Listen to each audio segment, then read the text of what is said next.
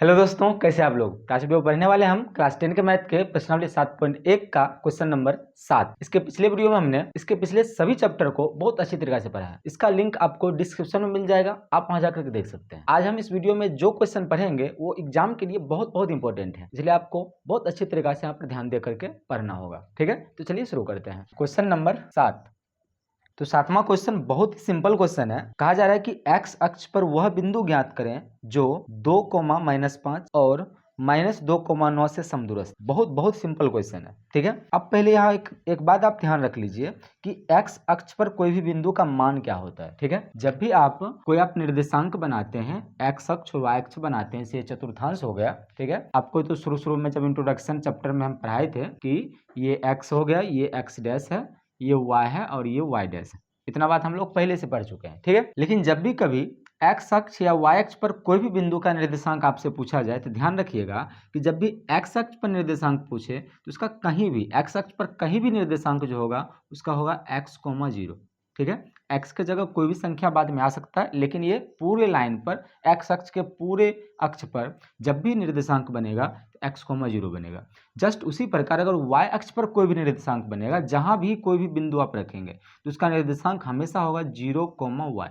ठीक है, यहाँ कुछ स्टूडेंट गलती कर देते हैं, जैसे यहाँ पर x, 0 है, इसमें भी क्या रख लेते हैं y, 0, जबकि ये गलत हो जाता है। ठीक है, तो आपको ध्यान रखना है कि हम पहले x रखते हैं फिर y रखते हैं, इसलिए x अक्ष पर x का बिंदु जो होगा वो रहेगा, y का बिंदु 0 होगा, और y अक्ष पर y का जो होगा y ही रहेगा और x का जो बिंदु है वो 0 रहेगा। ये बात का ध्यान रखना है। ठीक है, तो अब जो हमें क्वेश्चन है, कह रहा है कि x अक्ष पर वह बिंदु ज्ञात करे जो 2, -5 तथा -2, 9 से समदूरस्थ है। समदूरस्थ का मतलब समान दूरी। अब कोई बिंदु A है, आप यहाँ समझ लीजिए।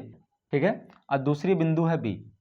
ठीक है, अब ये दोनों बिंदु को जो मिलाने वाली रेखा है, ठीक है, तो हमें क्वेश्चन में कहा जा रहा है कि ये दोनों जो बिंदु है, इस दोनों से एक्स अक्ष क्या है, समदूरस्थ है। ठीक है, मतलब एक्स अक्ष पर वो बिंदु ज्ञात करिए जहां से ये दोनों बिंदु समदूरस्थ है। मतलब कि समदूरस्थ का अर्थ होता है समान दूरी, और कोई भी चीज अगर समान दूरी पर है इसका मतलब है वो बीचों बीच में होगा, एकदम मध्य बिंदु पे होगा। तो इसका मतलब है कि ए और बी दोनों से समदूरस्थ है एक्स अक्ष। एक्स अक्ष जो है उसका निर्देशांक क्या होता है, x, 0। यहाँ पर जो हम लिखेंगे इसका निर्देशांक लिखेंगे x, 0। क्यों लिखेंगे, क्योंकि ये A और B से समदूरस्थ है ये बिंदु जो x अक्ष पर। ठीक है, तो यहाँ पर दोनों का मान हम रख लेंगे। जो मान क्या है इसका 2, -5, और दूसरा मान जो इसका है -2, 9 है।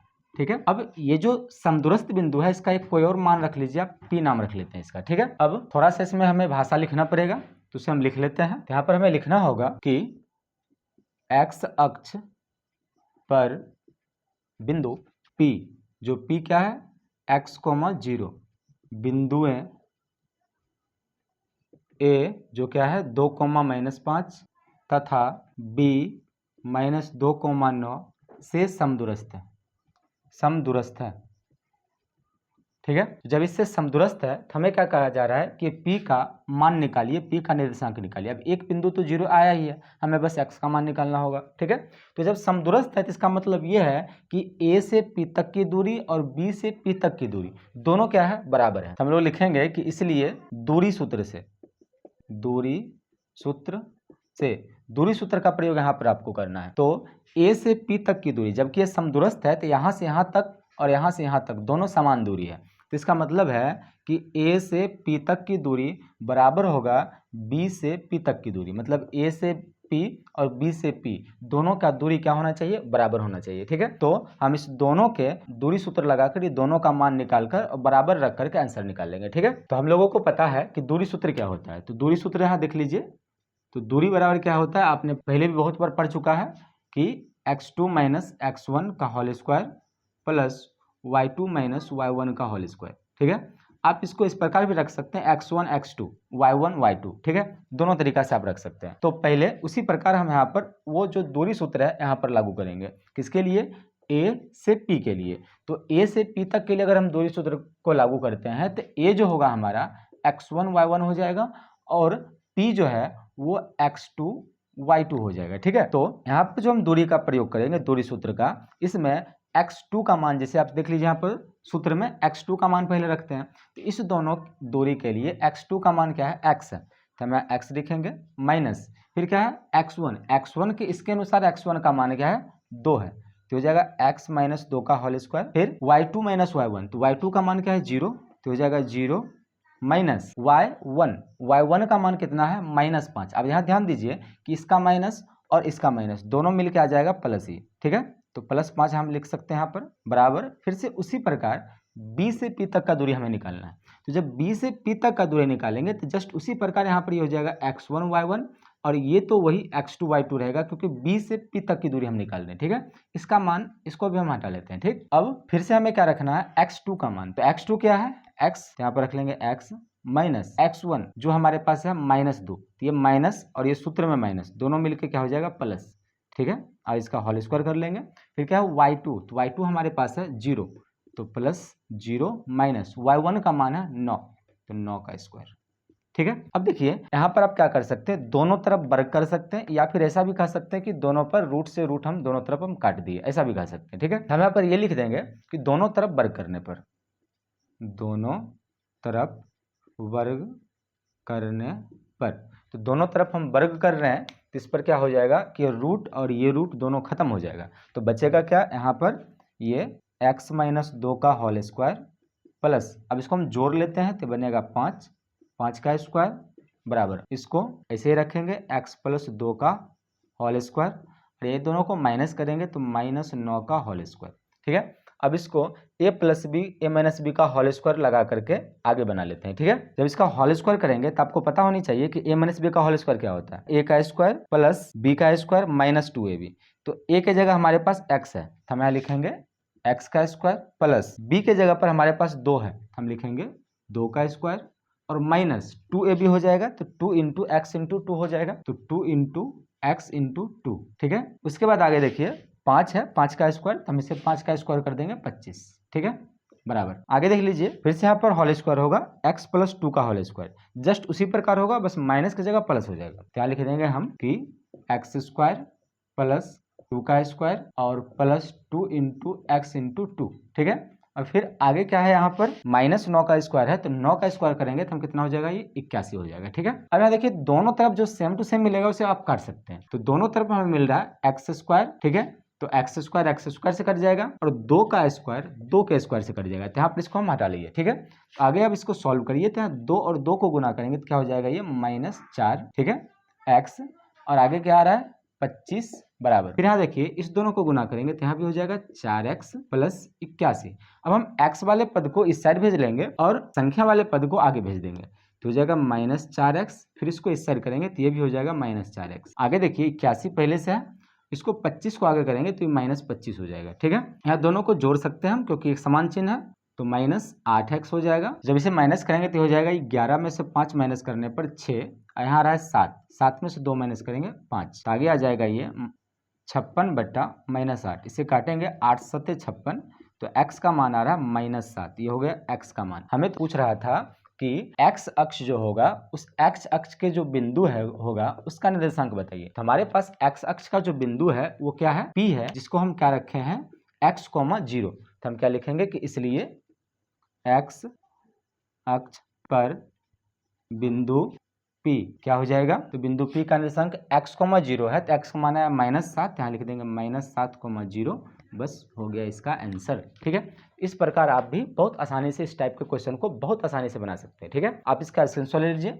हम चलते हैं इसके अगले क्वेश्चन नंबर 8 की तरफ, ठीक है। अगला क्वेश्चन है क्वेश्चन नंबर 8। तो 8वां क्वेश्चन जो है ये इससे भी बहुत आसान है, बहुत ही सिंपल क्वेश्चन है। क्वेश्चन में कहा जा रहा है कि y का वह मान ज्ञात कीजिए जिसके लिए बिंदु P 2, -3 और Q 10, y के बीच की दूरी 10 मात्रक है, तो आपको y का मान ज्ञात करना है। बहुत सिंपल क्वेश्चन है। यहाँ कह रहा है कि दो बिंदु दिया हुआ है हमारे पास, एक बिंदु है P, ठीक है, यहाँ पर हम रख लेते हैं P, दूसरा बिंदु है Q, ठीक है, यहाँ हो गया Q, और इस दोनों बिंदु का जो है बीच की दूरी, ठीक है, ये हो गया Q, ठीक है, तो दोनों के बीच की दूरी हमारे पास पहले ही दिया हुआ है 10 मात्रक, ये हो जाएगा 10 मात्रक, और P और Q का निर्देशांक पहले से दिया हुआ है, कितना है, P का निर्देशांक 2, -3, ठीक है, और Q का निर्देशांक है 10, y, ठीक है। ये बिंदु दिया हुआ है हमारे पास, दूरी है 10 मात्रक, तो y का मान निकालना है। बहुत सिंपल क्वेश्चन है। तो यहाँ पे लिखेंगे हम कि दूरी सूत्र से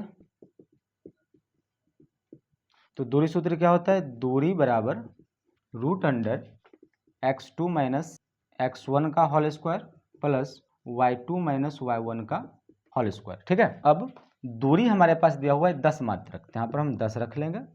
उसके बाद रूट अंडर x2 का मान, यहाँ पर देखिए कि ये पहला जो है ये x1 y1 हो जाएगा, दूसरा x2 y2 हो जाएगा। तो x2 का मान है 10 मात्रक, तो हमें 10 लिख देंगे, माइनस x1 का मान है 2, तो यहाँ पर 2 रख लेंगे। ठीक है, इसका स्क्वायर हो जाएगा, प्लस y2 का मान है y, तो यहाँ पर हम y रख लेंगे, माइनस y1 का मान है -3, तो -3 इसमें माइनस है और इसमें भी माइनस है, तो माइनस माइनस प्लस हो जाएगा।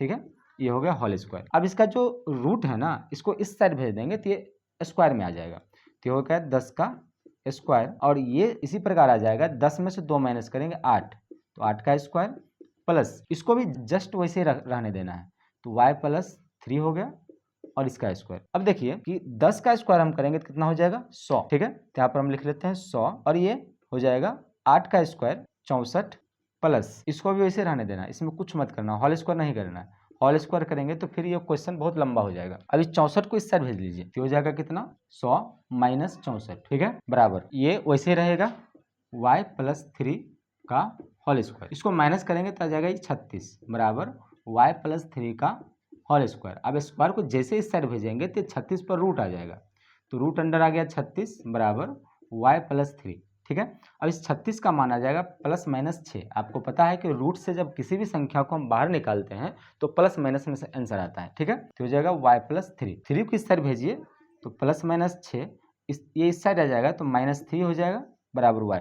ठीक है, उसके बाद आप इसे एक बार प्लस में रखिए, एक बार माइनस में रखिए। ठीक है, तो ये हो जाएगा, इसे आप सीधा कर लीजिए y बराबर करके, तो y बराबर हो जाएगा एक बार प्लस में 6 माइनस 3, और एक बार इसी 6 को माइनस में रखेंगे तो -6 -3 तो दोनों तरह माइनस ही रहेगा क्योंकि 3 माइनस में ही है। तो y का मान क्या आ रहा है, तो y का मान इसे माइनस करने पर आ रहा है 3, और दूसरे तरफ आ रहा है -9।